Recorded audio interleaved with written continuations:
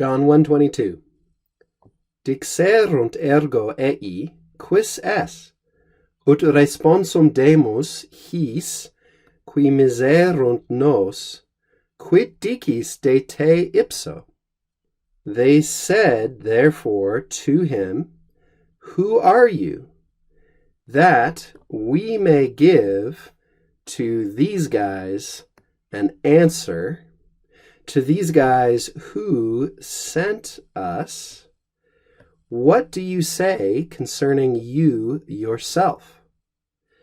Now, as has often happened in the last few verses, as John the Evangelist is recounting the conversation, the back and forth between John the Baptist and the priests and Levites sent by the Jewish leaders in Jerusalem, we've got to add some punctuation to help make sense of this in English. This is one of the challenges of reading the Vulgate.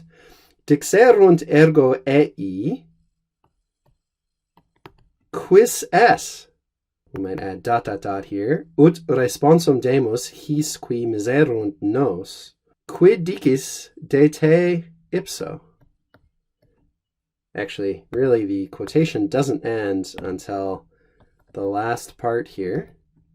Quis est ut responsum demus his qui miserunt nos, quid dicis de te ipso? That whole thing is a quotation. That's what the priests and Levites are saying to John the Baptist.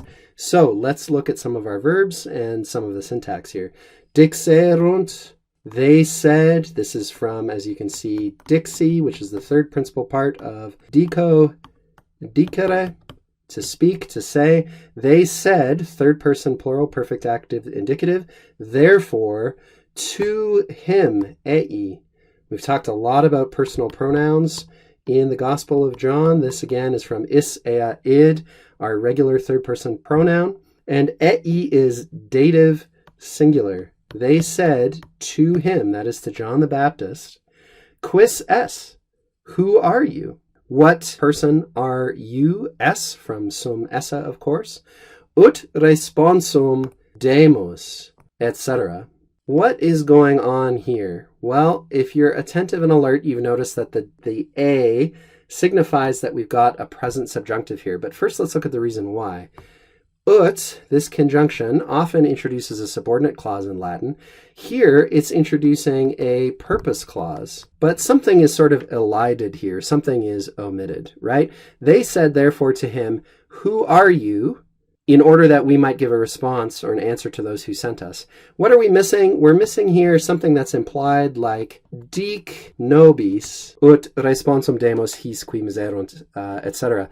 Tell us, say to us, who it is that you are, ut responsum demus, in order that, present subjunctive here, first person plural, from do, dare, to give, in order that we might give an answer. Now, there's a handy way for remembering, because sometimes it's easy to forget, what are those characteristic vowels that signify the presence of the subjunctive mood in the present tense? There's a handy little mnemonic device I'm going to give you that I was first taught by Dr. Remer Faber at the University of Waterloo, where I had my undergraduate education. He gave me this little device, which is super handy for remembering these vowel changes. We fear a liar. This is just sort of a little nonsense saying, well, I suppose it does make sense. We do fear liars, in which each vowel or set of vowels indicates, okay, that's what your vowels are going to look like, your thematic vowels, onto which you add your personal endings in each of the conjugations of Latin verbs. First conjugation, you might say laudamus in the present indicative mood, we praise, but ut laudemus, in order that we may praise. So that a thematic vowel is going to change to an e. Similarly, in the second declension, you find ea, in the third declension a, and in the fourth declension ia. It's just a simple tool that helps us remember, okay, in the present subjunctive, these are the vowel combinations we're going to look at to confirm that, yep, we do have a subjunctive here, and we've got to account for why we have the subjunctive mood. So, in the case of demus, what have we got? Well, we know do, dare is a first conjugation verb, right? So that e shows up, that subjunctive in the present tense, demus, in order that we may give an answer, responsum, his. Okay, hic, haec, hoc. Here we've got, well, what do we have? We've got masculine plural dative. Why? Because we're giving an answer to these guys. They're receiving an answer as the indirect object. And remember, the most common use of the dative case in Latin is actually to signify the indirect object. Okay, moving on here, qui introduces a relative clause to these guys who miserunt, who have sent, from mitto, mittere, third conjugation verb, mitto, mittere, miserunt, third person, perfect active indicative, who have sent us, we priests and Levites. We have to give them an answer. Please tell us something in order that we may give them an answer. And this is the question for which they require a response. And they're asking it again here. Quid, what do you, John the Baptist, say concerning you yourself? So this is de plus the ablative case, about or concerning here.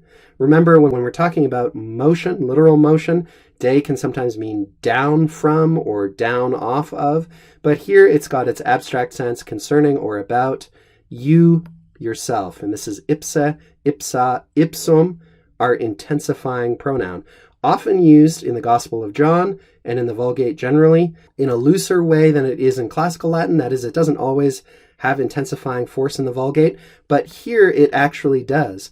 What are you saying concerning you yourself? Tell us. If you're not the Christ, if you're not the prophet from Deuteronomy, if you're not Elijah, then please tell us something about yourself. We can't go back to Jerusalem empty-handed.